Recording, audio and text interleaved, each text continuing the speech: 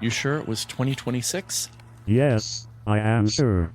John said that he got a call to examine some bones at a construction site near Pittsburgh. There seems to be some activity behind that fence. There he is. Hey, Mark. Moose, how was the AI upheaval? That was fascinating. You wouldn't believe what became of... Something here. Oh, let's go check it out. I'll tell you about 2041 later. All right. What did you find? That looks like a USB thumb drive. I'll bet it has the presentation on it. What presentation? Here, let me show you. See these bones? They were under an old office building that contained several large consulting firms. This was probably one of the younger, less experienced consultants. Is that an appointment book? Right. And a note. It says, "Don't worry about it. They are still buying a lot of our services. The more trouble they get into, the more they need us." Consultant, all right. And then we just found this. A bunch of papers near the appointment book. The cover says, "Data Strategy Executive Overview." Oh, this is probably a PowerPoint presentation. I thought those were illegal. They are now, after death by PowerPoint became more than just an expression. Yeah, but the pages have been compressed together. It's probably a good thing. I'm afraid that if we try to separate them, the whole thing will just crumble. Well, maybe it's on the thumb drive. It's worth a try. My neural port only takes USB-T. That's okay. I have a converter dongle. It claims to be compatible with everything. I guess we'll find out. Okay, put it in. Nope, not that way. Let's try the other way. Nope. I was right the first time. Oh, there it is. Put it up on the holographic display. There's the file. Data Strategy Executive Overview. Oh, good. It's a PDF file. And I have the 133rd anniversary edition of Acrobat Reader. Maybe we'll find some clues about what happened to this poor guy. It's open. Wow. Page 1 of 60? How long were they planning on talking? I doubt they made it to page 4. They were aching the whole time. Let's see. Project team introductions, yeah. CEOs on the list. Icebreaker activity. 2 truths and a lie. Oh, no. That might explain some of the cranial distortions. Beaten with a dry erase marker. After? Or during, or both. Okay, flip forward. Wall of text. 15 bullet points. That is an impressive engineering achievement. Whew. All right, keep going. Bow tie architecture diagram. Awesome. Oh. Here's a logical data model in 2-point type. Wouldn't surprise me if we found it printed on a 2x3 poster buried nearby. Yeah, you're probably right. Now look at the notes. They were planning to do a stand-up exercise and walk through the model. $2 says there's a Dimbach wheel in here somewhere. And we have a winner. Yeah, I'm starting to think this guy winding up under the building wasn't an accident. Maybe not. Let's get all this stuff tagged and cataloged. I'm inclined to put it in hazardous waste containment. Good idea. Data governance has come so far, let's not contaminate it. Someone might think this was a good idea. You guys go ahead. I will stay and supervise. You're not going to believe what happened in 2041. This is John Ladley. And Mark Cooper. Welcome to the Rock Bottom Data Feed.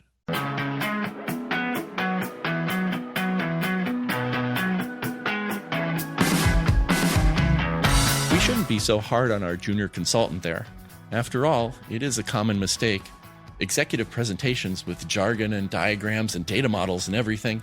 You know, there's a lot of good work in there, and I'm sure they were proud to show it off. 2 truths and a lie? Well, maybe not that. But you're right. A lot of it is good work. But that's not what leadership needs to see. We need duckies and chickies. And primary colors. Leadership does need some education, but focused on what they need to know, not what we want to tell them. In the context of the decisions that they have to make, the risks they have to mitigate, and done in the language that they understand. I think we have someone who can empathize. Our guest is Dr. Christy Crute.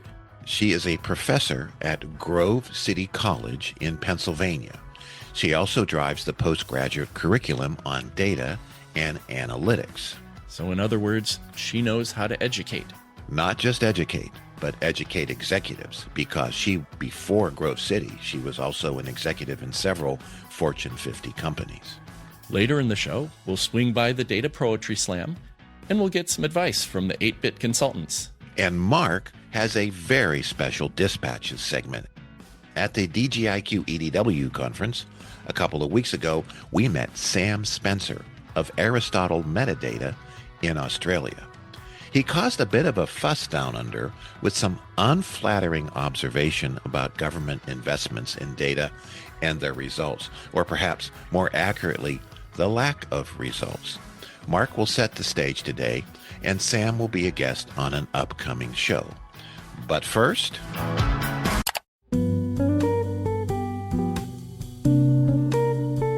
thankfully, the most common theme currently heard around AI and data usage in general is people.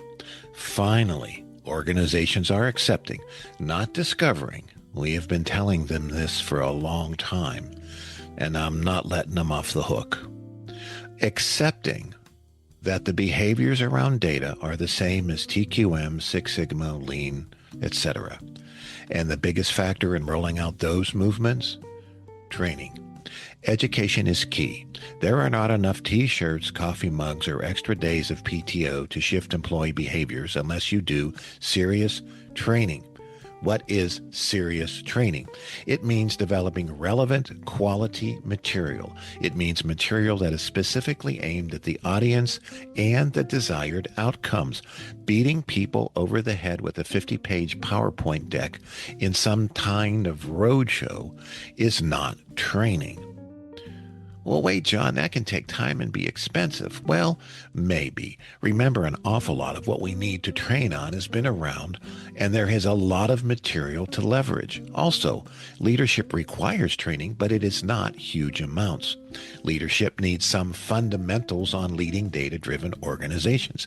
They need to know data is an ecosystem, a supply chain, not a bunch of projects and files. Data mirrors strategy and culture. Management needs to know enough to understand challenges and get things done. How are issues resolved? What's a good policy? What are data principles? How do I know a vendor is selling vaporware? The people doing the hands-on work are mostly people already trained. But the training needs to be timely and focused on execution, not concepts. It really isn't about cost. It is about your will to change. Too many organizations hide behind the cost curtain. An essential artifact in any data-related effort, whether it's governance or business intelligence, analytics, AI, whatever, is the training plan and the training material.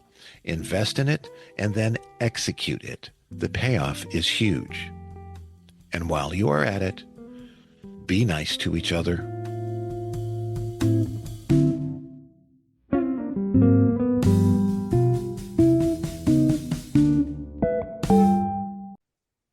It is my pleasure to welcome to the Rock Bottom Data Feed Dr. Christy Crute from a college she will talk about here in a moment.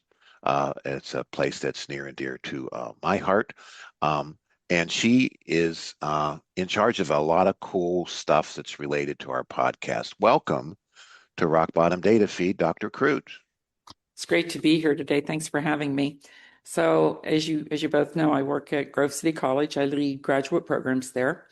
We have several graduate programs, and I'm director of those. But prior to that, I came out of corporate America, where I worked as a chief information officer.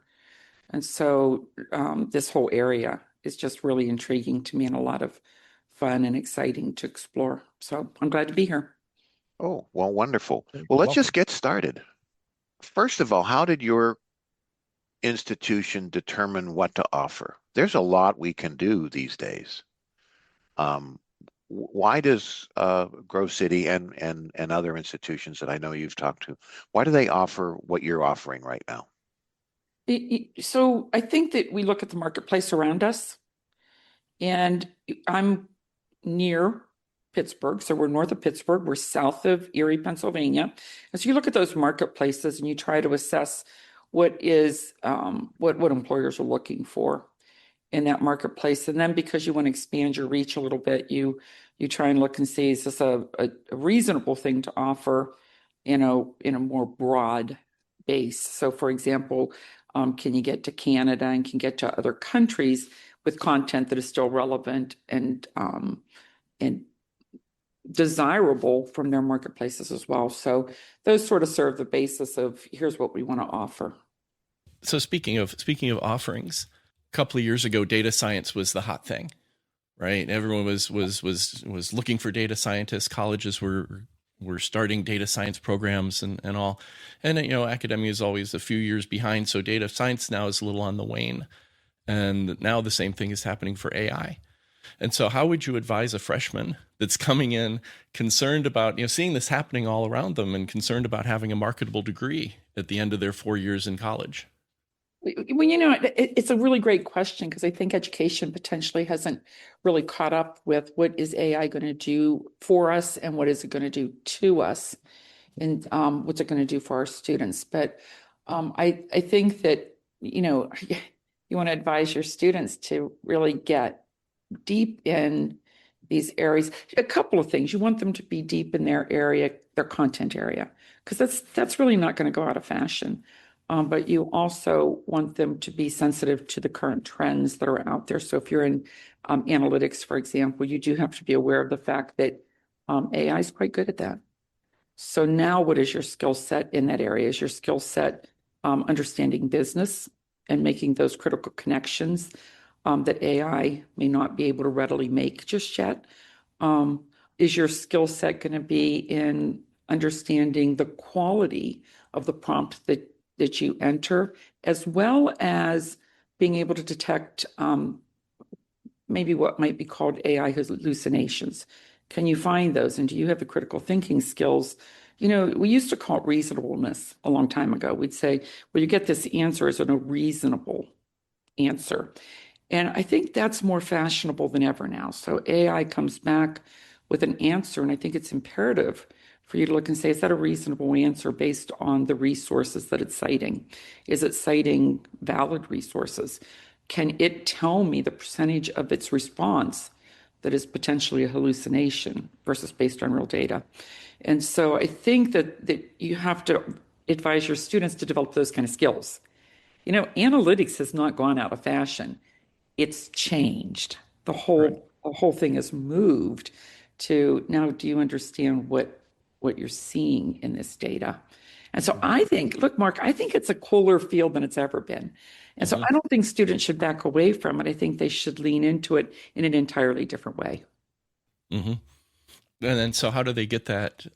There's a certain amount of instinct that goes along with evaluating those answers, right? Reasonableness. You have to understand and recognize what's reasonable in order to evaluate reasonableness. You need to have experience to get hired to get the experience. So in the absence of, or with AI taking those positions, or AI taking that role in the whole analytics process, how does a freshman or a new hire get that experience? Well, so I think education has to change. So education for years now has used rubrics and learning objectives. So we have all of these learning objectives that we say we want students to achieve. We actually are talking now about curriculum development and how do we get AI learning objectives in our curriculum so that we start to teach those skills, because it is still a teachable thing. There's nothing really instinctual about figuring out reasonableness. It's based on, like, if you're in analytics, you can't get away from, you got to know some basic math. You're not going to get away from that. Just because AI will do the heavy lifting for you doesn't mean you don't have to understand, look, I'm kind of expecting an answer that's between 92 and 98%. And when it gives me 3%, that's probably not reasonable. And so how do you help them to understand that? But I still think that is a learning objective that you have to purposely put in your course now and purposely teach, purposely assess. Yep. But I think, Mark, our learning objectives are going to be quite different Oh, very in the much next so. couple of years. Very Yes. much so. I do a presentation for high school seniors and college freshmen called The Real Curriculum that talks about the things you should really be. I learned 8088 assembler. And of course, nobody uses that anymore. That's completely obsolete. But what you learn from that is precision. Or you can learn depth of focus or creativity or those types of things.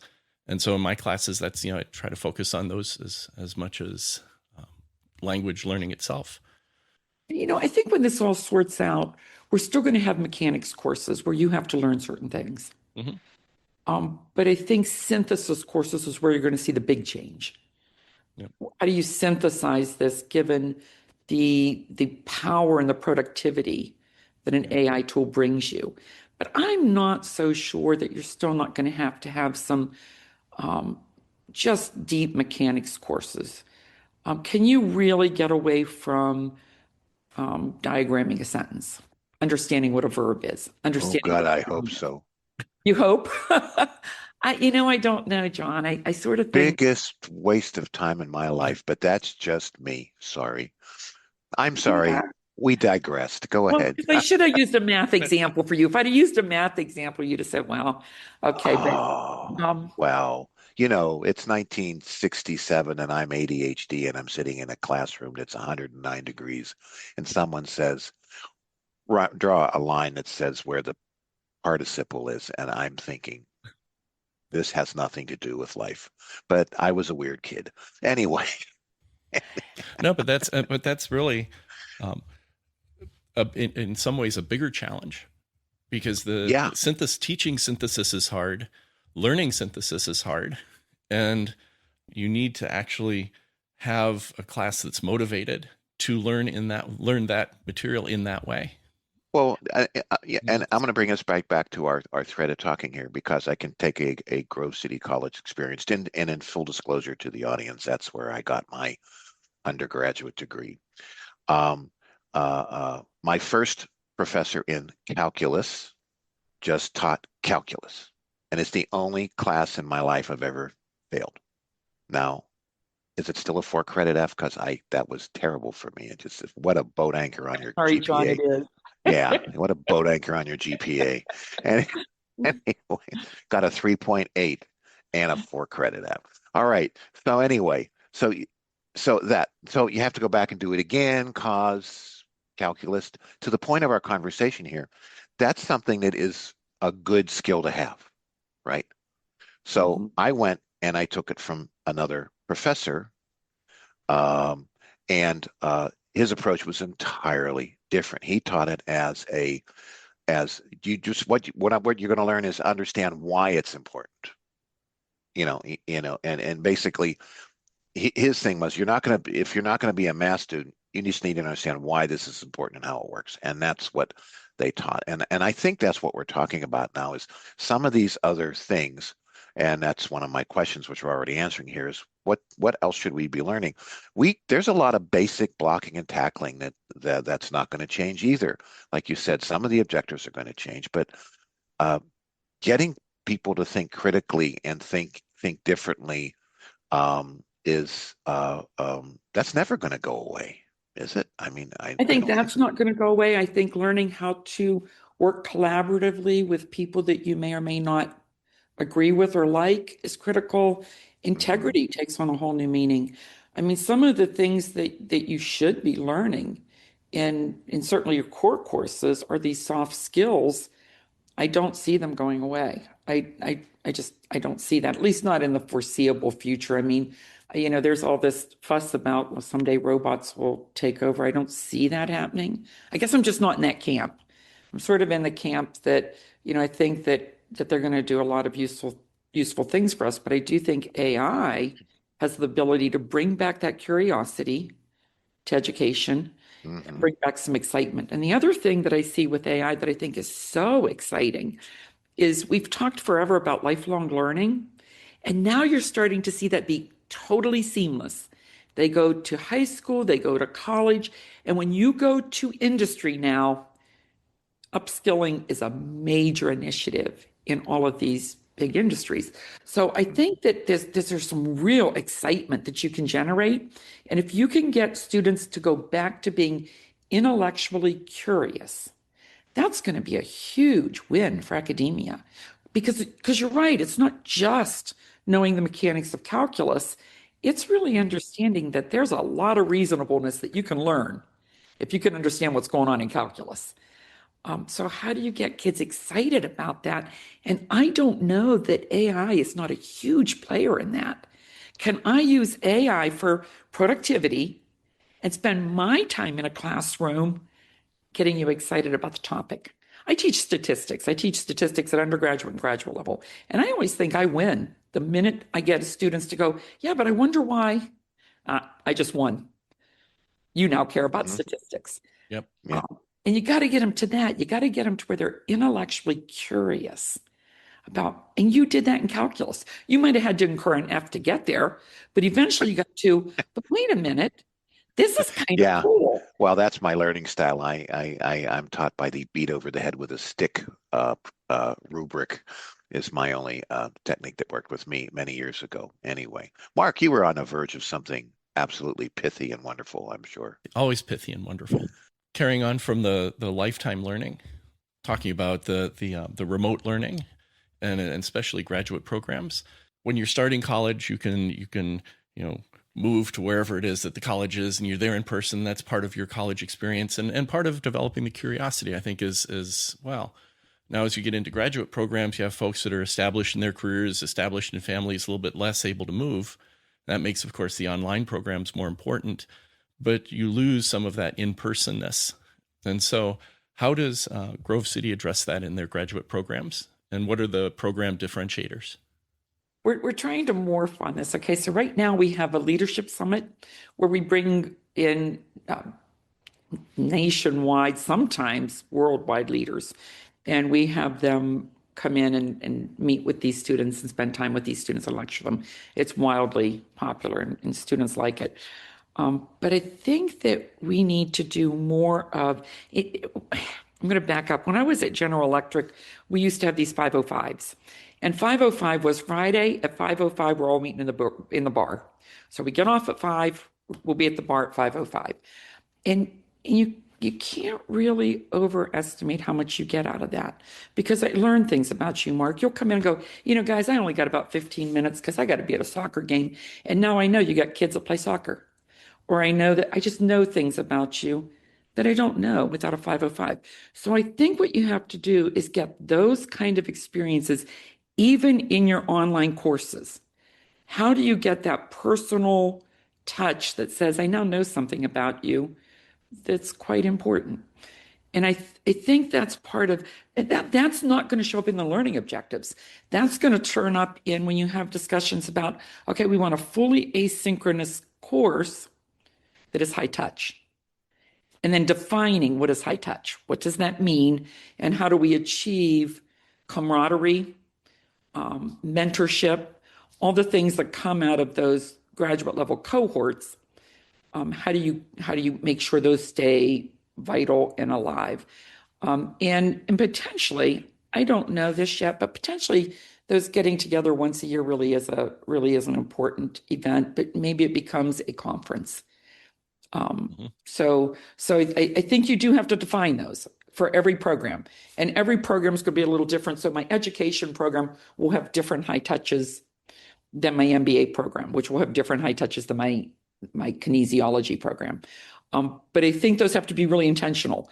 Otherwise, if you're fully asynchronous, it's easy to let those go by without paying attention to them. And it's easy for those of us that are taking the course to just close down and plow through the course and then go downstairs and eat dinner or whatever.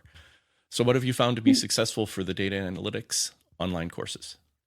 Yeah, I have. I mean, but again, it's got to be super intentional. I mean, we meet, it's not like I beat you over the head with it, but we meet every single year to talk about what are the continuous improvements that we want to see in our program. So these are current students, it's current students and past students in this? It is. Well, mostly it's past students. Okay. Mostly, we stick with past students on what was high value to you, what did you consider to be a high touch, what did you consider to be of high value, and we do that for a reason. We have documentation that says our past students have achieved incredible ROI out of these programs. So we know what percentage of them got promoted, what percentages of them took much higher paying jobs. We know these numbers, and so it's not to exclude our current students, but it's to say, look, we know this worked with this group of 95% of our students. So let's bring them back and say, exactly what was that? What was that that worked? And so, what elements of the curriculum have made the biggest practical difference for your graduates? I'm not proud of this, and this makes me sad to say it, but they say the number one thing they got out of our program is each other. And they always preface that with, no offense, Christy, but Anything that starts no offense, but can't be good. it's always bad. But again, if you go back to what I said, my morning class that I just got out of, these guys are from all different large industries, and they're from all kind of global environments. And I think it's fair for them to say what I got most out of the program was my peers, which gets us full circle back to in an asynchronous learning environment. You cannot ignore that, or you ignored it at the peril of your students. Yeah, just being an academic, and you're taking stuff in and spewing stuff out at a later time, it does not form you as a student. I think it's a good compliment that people say that their network improved by being part of your organization. That it certainly is something you can promote, and even though it might not seem that they didn't come running to hear Professor Crute wax eloquently on statistics or Do not. analytics, we can get over that. We can get over that because at the end of the day, look, there's some teachers I remember their names and there's some teachers I don't remember their names, right? But I always remember the places where and the circumstances where, the light bulb turned on and I had a good time in the class. And I think that's the best. All three of us are or have been teachers at graduate and post grad level. I'm sorry, graduate and undergraduate level. So, and that's a different thing. I want to go back to the what else needs to be offered. You mentioned the fact that soft skills, and one thing that we are running into all the time, and especially with AI and getting organizations are starting to report.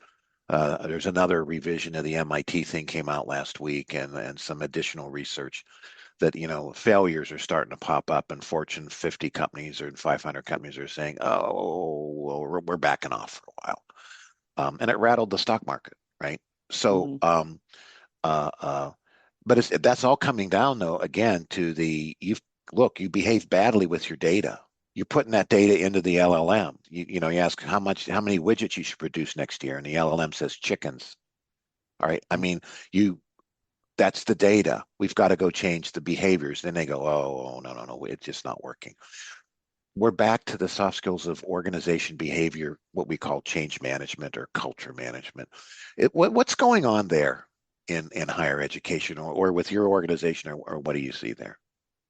Well, I mean, we spent a ton of time talking about culture management this morning. Here's something that I thought was interesting that came out of this. It's tangential to what you're asking me, so I'll get back to what you're asking in a second.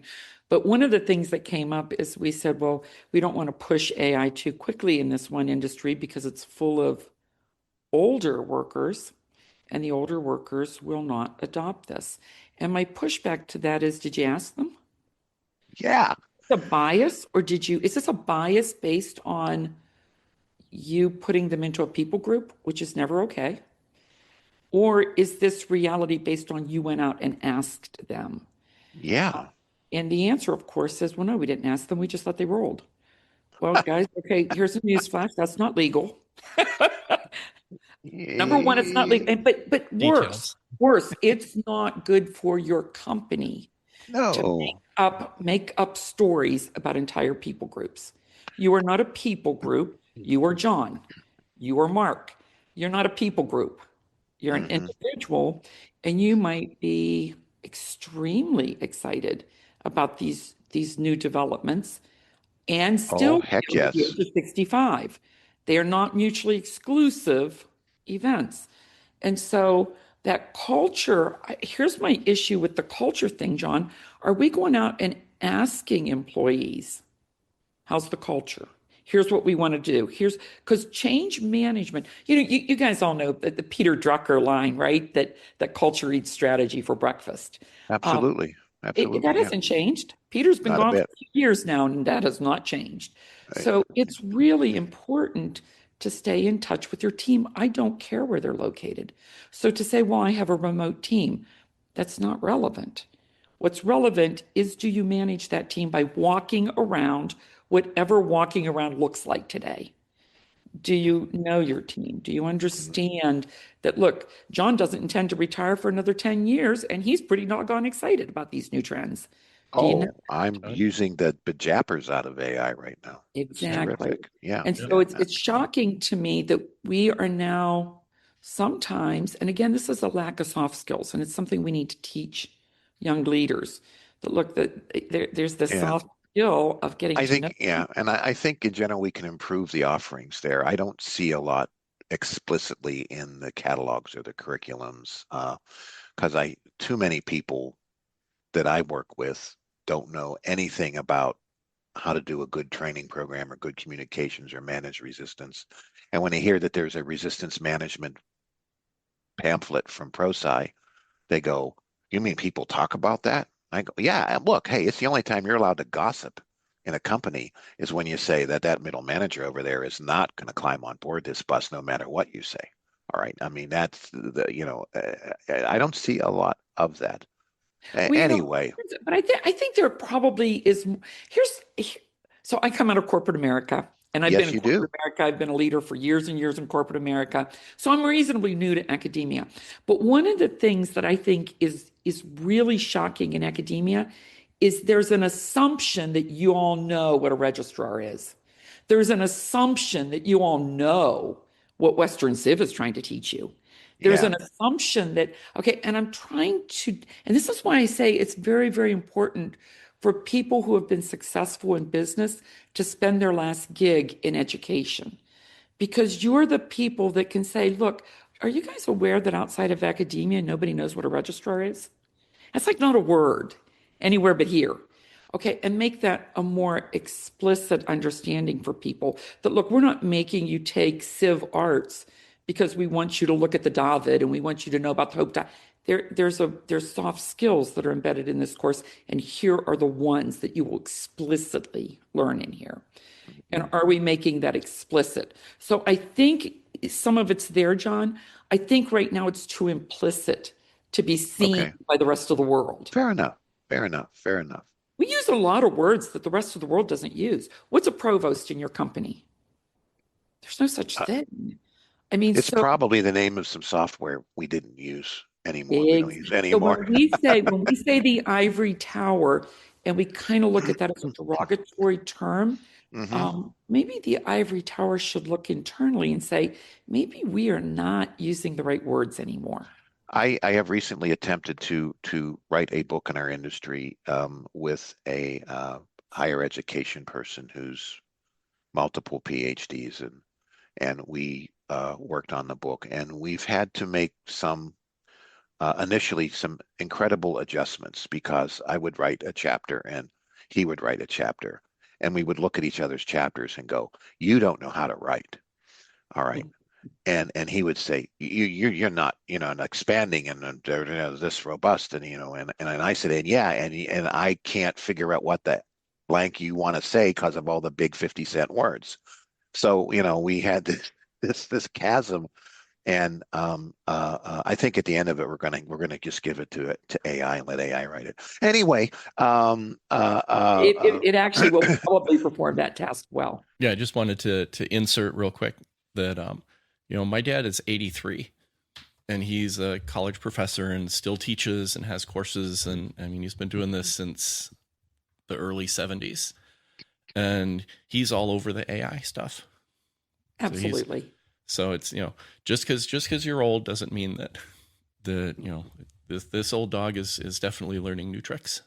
Well, so I say this to my children. I say, when my kids start getting sort of all, well, Mom, we are doing, I say, guys, let's back that train up. Any ideas on which generation gifted you with the internet? Which one gifted you with cell phones? Yeah, don't go there. Yeah. It was my generation. Bingo. Yeah, precisely. Bingo. Yes. Yep. When that waitress leans over the table and says, now you can pay this bill without even going up front if you take your telephone and turn the camera on. This is thing, and you can, and it's really, really cool. And I just look at her and I say, young lady, I wrote the code that probably does this, which is not true, but I did write, I wrote assembler code. But for real. sure, we're the generation that gifted them with these little devices. By the way, Mark, not that Absolutely. useless 8088 stuff. I wrote real honest to gosh stuff that I built shoes. This country used to build shoes, and I built shoes with my assembler code. Yeah. So there. Well, I got thinking about that question, and my great grandmother was born in the late 1800s, and she died in 1969. So in her lifetime, her family had horses and buggies. There weren't cars, there weren't airplanes, weren't anything. She died a couple of months after we landed on the moon. Exactly. And I was thinking that with my dad, my mom as well. Actually, both of them were in chemistry and did their graduate work and used slide rules. Used slide rules in a CRC handbook. And in a lifetime going from that, introduction of calculators, introduction of computers, now introduction of AI. And it's sort of a intellectual parallel in there as well. Oh, absolutely. But we're the generation that has taken AI on this really remarkable, fabulous journey. And so for people to assume that, these more skilled older employees don't have interest, they're badly misassessing. Our conversation with Christy Crute concludes in the next episode of the Rock Bottom Data Feed. A hearty rock bottom thank you to our good friends at Dataversity. Be sure to visit dataversity.net and use discount code ROCK15 to get 15% off your first purchase. These are dispatches from Rock Bottom, dredging up practical information, advice, and food for thought. I'd like to introduce you to Sam Spencer, founder and CEO of Aristotle Metadata, and he's been doing a little dredging himself.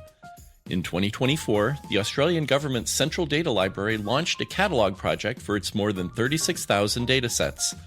The initiative was well-intentioned to facilitate safe sharing of Australian government data for the public benefit, and to date, more than 200 million Australian dollars have been spent on data discovery. And what did the Australian government get for that investment? Not much. To read about the accomplishments in the annual reports, you would think that the initiative was a success, but do any of these accomplishments sound familiar? Senior executives established priorities, schemas were defined, infrastructure was deployed, and webinars were developed. The problem is that nobody ever looked closely at what was actually being produced. Most departments just did the minimum and then stopped, and some didn't even do the minimum. And by minimum, I mean 26 attributes, only 10 of which were mandatory. And it's not like these were super esoteric or obscure. And speaking of doing the minimum, the annual report bragged that 22 agencies contributed records from their data inventory, but 4 of those agencies contributed only 1. Do you think that the Australian Taxation Office keeps all of their data in a single data set? I sure hope not. Sam has established a public goal to have 1,000 data sets with 100% mandatory metadata coverage by August of 2026 with no budget, no authority, and, as he describes it, no friends. He's making progress, though. Track it at the link in the episode description. We plan to have him on the show to hear the story directly from him and to learn how it turned out. That's what I think. We'd love to hear your stories if you're willing to share. Drop a comment or write us at rockbottom@counterthreadedproductions.com.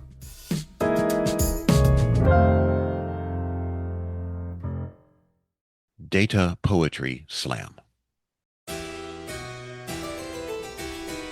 Finance and sales had a need for good data. Consultants promised the ability to slice and dice Patiently we waited, paid invoice after invoice eagerly. The new architecture was cutting edge, a data lake of enterprise proportion. But the design split IT, halved with a wedge, the requirements filled with distortion. From data quality to conversion, new hardware, software, middleware too. Less of a process and more excursion, release after release. Still, no value. Through stars and snowflakes, smarts and cubes were built. Still less a warehouse, more a patchwork quilt. Data Poetry Slam.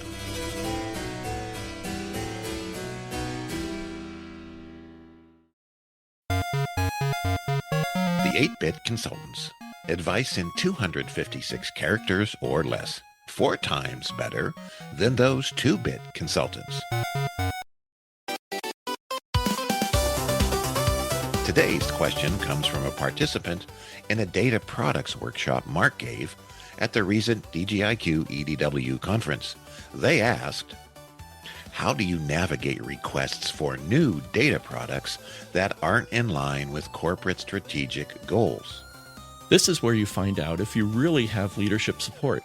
The answer should be simple. You don't do them. And if they start development anyway, reassign their resources to prioritize requests so that you can finish faster and then maybe work on theirs. The 8-Bit Consultants. If you have a question in 256 characters or less, leave a comment or write us at rockbottom@counterthreadedproductions.com.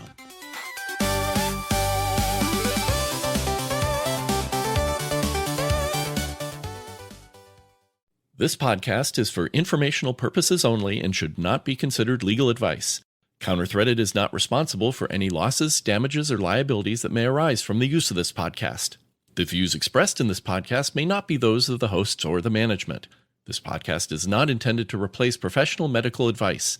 Any resemblance to actual events, entities, businesses, or persons, living or dead, is purely coincidental. Your mileage may vary.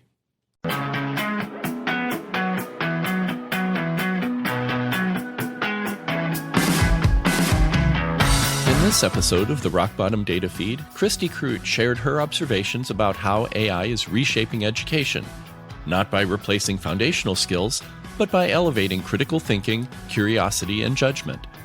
Students still need deep domain understanding even as AI handles more of the mechanics because reasonableness may become one of the most important skills of all. We'll conclude our conversation with Dr. Crute in the next episode, and stay tuned later in this series when we hear from Sam Spencer about data governance in the Australian government. Be sure to visit dataversity.net and use discount code ROCK15 to get 15% off your first purchase. Until next time, this has been John Ladley and Mark Cooper for the Rock Bottom Data Feed. Thanks for listening, and remember, when you're here, you've reached rock bottom. You can find more information about the topics covered in this episode, the fuss about Christy Crute, at our website, rockbottomdatafeed.com. The Rock Bottom Data Feed is a counter-threaded production, copyright 2026, all rights reserved.